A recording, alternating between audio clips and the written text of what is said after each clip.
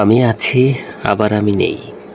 আমি আছি মূলত আমার গুরুত্বটুকু বোঝানোর জন্য, আমার প্রয়োজন, আমার দায়বোধ, আমার অস্তিত্ব টের পাওয়ানোর জন্য। আমি যখন থাকবো না, তখন সব কিছু শূন্য থাকবে।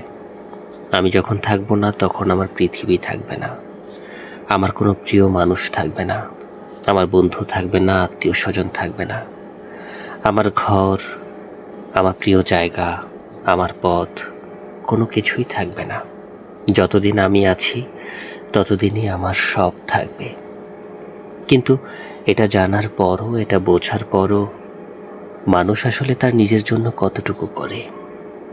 মানুষ তার জীবনে যা করে, মানুষ তার জীবনে যতটুকু করে, তার সমস্তটাই, তার অর্ধেকের বেশিটাই করে তার প্রিয় মানুষগুলোর জন্য।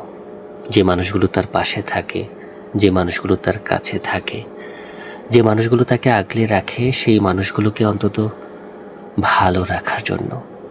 মানুষ আসলে তার জীবনে নিজের প্রয়োজনে যতটুকু না ছোটে, তার থেকে অধিক ছোটে অন্যের প্রয়োজনে। এটাই বোধহয় প্রেম, জীবনের প্রতি মায়া, মানুষের প্রতি ভালোবাসা।